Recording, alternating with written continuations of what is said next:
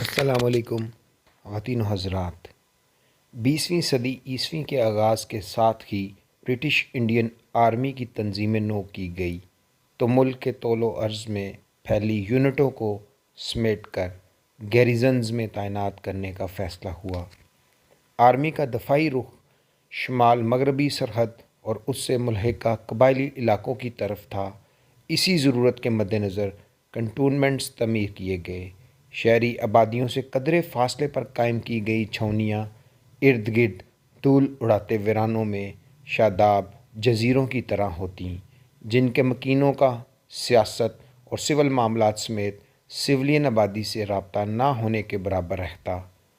British Indian army کے لیے برطانیہ سے آنے والے افسران متوسط طبقے سے تعلق رکھتے اور خالصتاً میرٹ پر منتخب کیے جاتے، جو خاندانی حسب نسب پر کنگز کمیشن پانے والے برطانوی رؤساء کے بچوں کے برعکس کہیں بہتر پیشہ ورانہ کارکردگی کا مظاہرہ کرتے۔ متوسط گھرانوں کے ان بچوں کے لیے کمیشن لینے کے بعد برطانیہ میں مقیم یونٹوں کی بود و باش اور میسز میں اٹھنے والے اخراجات کو اپنی تنخواہوں میں برداشت کرنا ممکن نہ ہوتا، چنانچہ بیشتر کو گرم اور مربوط ہندوستان بھیج دیا جاتا۔ زمانہ امن میں یہ افسران الصبح پولو کھیلتے، دوپہر میں کرکٹ اور ٹینس سے دل لبھاتے، شامیں کروفر کے ساتھ میسوں میں گزارتے، میلوں لمبی گھڑ سواری پر جاتے اور ہفتوں گھنے جنگلوں کے اندر تاریک شکارگاہوں میں چیتے کا شکار کھیلتے۔ چھاؤنیوں کی لہو گرم رکھنے والی زندگی ہو یا افغانستان کی سرحد پر جان گھسل شب و روز ناموافق موسموں کے تھپیڑے کھاتے برٹش انڈین آرمی کے افسران کندن بن کر نکلتے۔ کمان کرنے کے لیے ان افسران کو پنجابی، مسلمانوں اور سکھوں کے علاوہ شمال سرحدی صوبے کے پٹھان اور نیپال کے گورکھا جوان دستیاب رہتے۔ صدی کے تیسرے عشرے میں ایک تدریجی عمل کے تحت میرٹ کی مکمل پاسداری کے ساتھ ساتھ مقامی افسروں کی فوج میں شمولیت کا آغاز کر دیا گیا۔ بلا شبہ برٹش انڈین آرمی اپنے دور کی ایک بہترین لڑاکا فورس تھی۔ برٹش انڈین آرمی کا حصہ ہونا محض ایک پیشہ نہیں بلکہ ایک طرز زندگی تصور کیا جاتا۔ ہندوستان کی تقسیم کا فیصلہ آخری مہینوں میں ہوا۔ برٹش انڈین آرمی کی قیادت تقسیم کی مخالفت میں آخر دم تک پیش رہی۔ عسکری قیادت کی طرف سے بتایا گیا کہ کئی عشروں سے ایشیا کے اندر محض 3 ایسی درجہ اول کی حامل افواج ہیں کہ جو خطے میں سیکیورٹی توازن برقرار رکھے ہوئے ہیں۔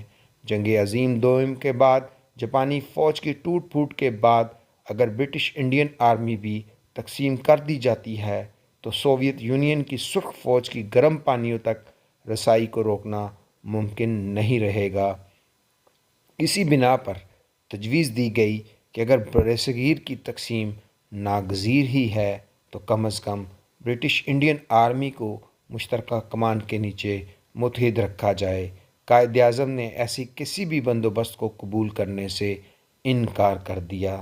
قیام پاکستان کے ساتھ ہی متعین فارمولے کے تحت بالآخر برٹش انڈین آرمی بھی تقسیم ہو گئی۔ حتی الامکان کوشش کی گئی کہ دونوں آزاد ملکوں کو ملنے والی افواج میں روایتی یونٹوں اور فارمیشنوں کو برقرار رکھا جائے۔ بھارت کا حصہ بننے والی یونٹس میں مسلمان افسروں اور جوانوں اور پاکستان آرمی کی یونٹس کے غیر مسلم افراد کو حق دیا گیا کہ وہ چاہیں تو بالترتیب پاکستان اور بھارت کی افواج میں شامل ہو جائیں۔ نتیجے میں جہاں دو اطراف سول آبادی کی ہجرت انسانی تاریخ کا سانحہ بن کر سامنے آئی، برٹش انڈین آرمی کی تقسیم کا عمل اس کے افراد کی سیاسی یا فرقہ وارانہ وابستگیوں سے ماروا ہونے کی بنا پر پرامن طریقے سے مکمل ہوا۔ ایک ساتھ نمو پانے والی دونوں پیشہ ور افواج کچھ ہی عرصے بعد کشمیر کے پہاڑوں پر ایک دوسرے کے سامنے آن کھڑی ہوئیں۔ بھارتی حکومت کی پاکستان دشمنی پر مبنی حکمت عملی نے نوزائیدہ مملکت کی قیادت کو مجبور کیا کہ وہ اپنے بے حد محدود وسائل کو پہلی ترجیح میں افواج کو اپنے قدموں پر کھڑا کرنے کو استعمال میں لائے۔ مشرقی اور مغربی سرحدوں پر منڈلاتے خطرات کی بنا پر پاکستان کی پالیسی سازی میں مسلح افواج کا کردار فطری طور پر غیر معمولی اہمیت اختیار کر گیا۔ 1819 میں کلکتہ میں ہندو کالج کے قیام اور صدی کی 8ویں دہائی میں علی گڑھ کالج کی بنیاد رکھنے میں 60 سال کا وقفہ ہے۔ برِ صغیر کے مسلمان یہ تعلیمی فاصلہ آج تک طے نہیں کر سکے۔ نوزائیدہ ریاست میں کمی کھل کر سامنے آ گئی تھی۔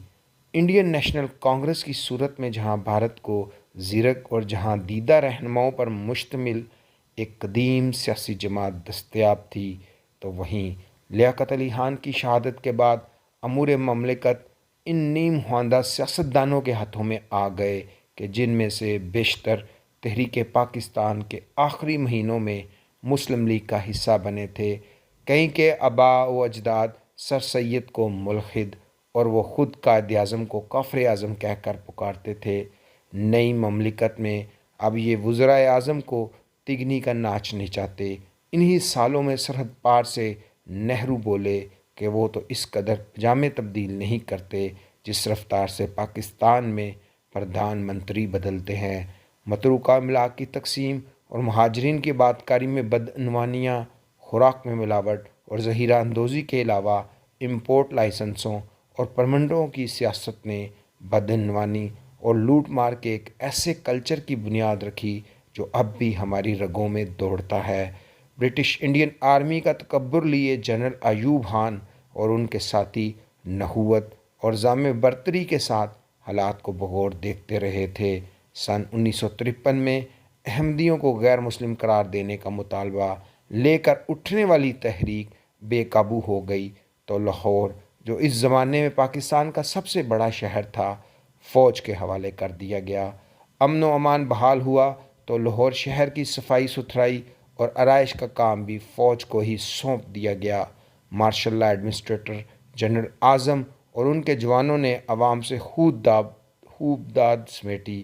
ہونا تو یہ چاہیے تھا کہ فوج کو اپنی تمام تر توجہ مشرقی اور مغربی سرحدوں سے اٹھنے والے خطرات کے پیش نظر اپنی پیشہ ورانہ استعداد کار بڑھانے پر مذکور رکھنے کو کہا جاتا، جبکہ قومی قیادت بتدریج سول اداروں کو مضبوط بنیادوں پر استوار کرتی۔ لیکن اس کے برعکس فوج کو مسلسل ایسے امور میں الجھائے رکھے جانے کا سلسلہ جاری رہا جو اس کی پیشہ ورانہ ذمہ داریوں میں شامل نہیں تھے۔ مشرقی پاکستان کے سائیکلون زدہ علاقوں کی بحالی میں سول اداروں کا ہاتھ بٹانا قابل فہم تھا، تاہم پٹسن کی بھارتی بنگال کو سمگلنگ روکنے جیسے معاملات میں بھی فوج کو ملوث کرنا سمجھ سے بالاتر تھا۔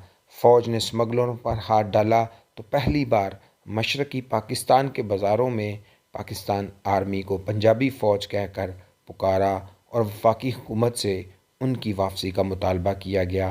ذخیرہ اندوزی، چور بازاری اور ملاوٹ کرنے والے مافیاز کے خلاف متعلقہ اداروں کی بجائے فوج کا بے دریغ استعمال مسلسل جاری رہا۔ اس کے برعکس اسی دور میں جب بھارت کے اندر غذائی قلت پیدا ہوئی تو عمومی مطالبے کو رد کرتے ہوئے نہرو حکومت نے معاملات فوج کے حوالے کرنے کی بجائے سویلین اداروں کے ذریعے ہی نپٹانے کا فیصلہ کیا۔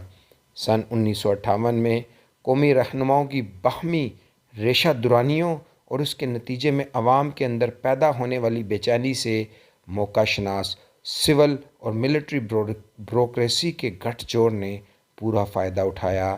اس امر کے شواہد موجود ہونے کے باوجود کہ جنرل ایوب میں سیاسی مہم جوئی کے جراثیم بہت پہلے سے پائے جاتے تھے، یہ بھی ایک حقیقت ہے کہ سیاستدانوں نے ان کو حکومت سنبھالنے کا بھرپور موقع خود فراہم کیا۔